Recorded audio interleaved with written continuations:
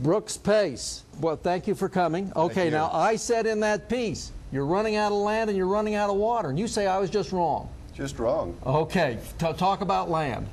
We have 225,000 acres of private land in Washington County, and about 10% of it's been developed. So we have almost 200,000 acres of private land, counting the state SITLA land, to be developed. A lot of it will be hillside, a lot of it might be rivers and undevelopable caverns, what have you, but we have a lot of private land yet to be developed. Do you have any idea how much actual developable land you've got, or is that not a very good concept? Well, it's an excellent concept. I just don't have the exact number, but let me say that it's probably at least in excess of 100,000 acres, and we've only developed 20,000, so potentially we could grow to 5 times, 6 times our current size, which would take us up toward 1 million people. Does anybody want that? Are you in favor or opposed to this Bob Bennett, Jim Matheson bill? Look, the bill was an improvement. It's better than it used to be. And don't call it a Jim Matheson bill yet. He hasn't introduced it to the House. Senator Bennett has introduced it to the Senate. It has had some committee hearings. It hasn't made it out of committee. It isn't marked up to go to the floor of Congress. I'm opposed to most aspects, especially the disposition of land, especially taking the money from that disposition, spending it only in Washington County and not really giving it to the American taxpayers. Disposition's the 9,300 acres. It's federal land that would be sold to private. Yes. And you're against that? I'm against that. We don't need it. Okay. Do you believe you've got enough land down there and you don't need this bill? I think the bill is a responsible way to plan. The community has grown rapidly. It will continue to grow. So we can either plan or we can eventually come to the table on our knees because we've run out of resources. Okay, so you say it's not an emergency. You could go for a while. Maybe quite a while without this bill. Well, no. You look at growth trends, and by 2020 we run out of water, so we do need to plan for water. Part of the bill is allowing for infrastructure. Now, infrastructure is difficult to plan for, and it is controversial. But you got to understand, the people opposing this, Rod, are the people who have brought us 0 actual acres of wilderness. They love the fight. They don't like working towards solutions. Okay, so you like 260,000 acres of wilderness? Yeah, that's part of the planning process. We have wonderful land down there that should be protected. Okay, is that true?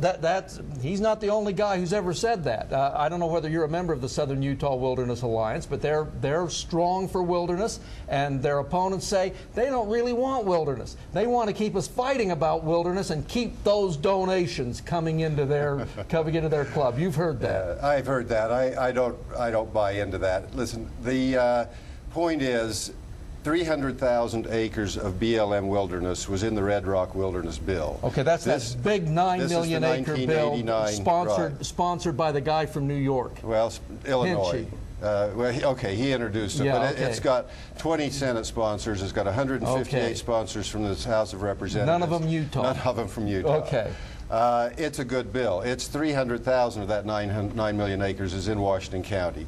This bill has 138,000 BLM acres. The rest of their acres, up to the 260 or 276, which I think is in the bill, is actually in Zion National Park or National Conservation Areas, already protected land, as is most of the river that's being added to be protected. Okay, now, is your position this? We'll take this and worry about the rest later, or is your position we don't want to take this, we won't take this 138,000 BL or 140,000 BLM acres, we want to hold out for the whole thing?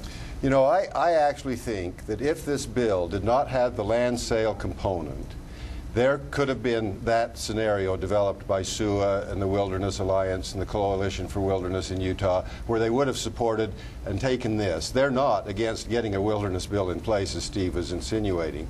They want to get wilderness in increments, but at this point, this bill's got other aspects that are problematic. And Rod, I'm not insinuating, I'm flat out saying that they don't want wilderness. You hear that wilderness is disappearing. Well, at first, the environmental extremists wanted 3 million acres of wilderness, then 5 million, now 9 million, which equates to every other acre of BLM land in the state. Half the BLM land. Yeah, so wilderness is supposed to be a superlative. Apparently this means something average or slightly above. So wilderness isn't disappearing. Apparently it's growing like kudzu. Okay, now let's go to water. Okay, does St. George need the water? or just Washington County? Absolutely. I mean, it's crazy to say we don't. You look at growth projections, which always have been lower than actual growth, and we will run out of water by the year 2020. If you continue to grow and continue, if the population continues to grow at this current rate, and people continue to use water at the rate they're using now. Well, we've already saved 25% of our water, 50,000 acre-feet through conservation. We need to save more. That's part of the plan.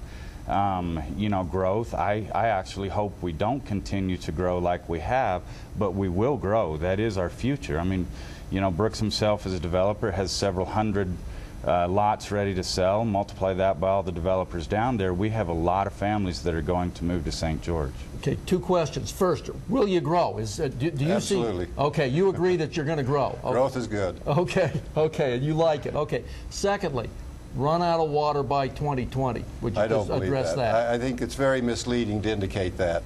The old story from the Conservancy District was that we could grow to 350,000 people on existing water. But here's the current facts.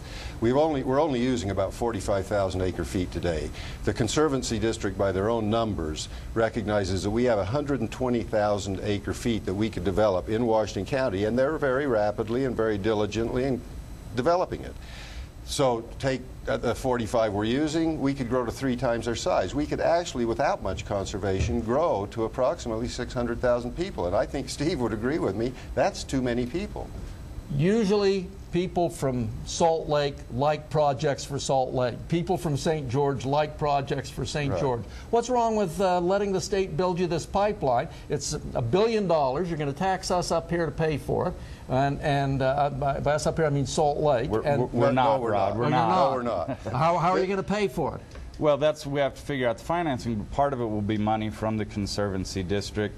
Part of it will be financing that new growth will build, and then we do, obviously my job is to make sure that the legislature does appropriate some money toward it. Okay, participates. Okay. What's wrong with, quickly, what's wrong with just taking some state money, some local money too, and building it? It's all state. The entire responsibility, 100%, is the citizens of Washington County. Now, the current plan is to charge impact fees to collect most of that from new homes being built, whether it's my kids' homes or Steve's kids' homes or somebody moving in from the outside. The impact fees range from $5,000 to $28,000 for a single home, just for the construction of this pipeline and a few other smaller water projects. But if we fall short and the growth doesn't appear and we've built the pipeline, the citizens of Washington County have to step up and in property taxes. Currently 10% of all our property taxes are going to the water district. It will even be huger, and it'll make up the deficit. The state has made it very clear they are not going to contribute to this project. The feds are not going to contribute. We've got to take a commercial break. Our number is 973-3144. If you have a question or comment about big growth in St. George.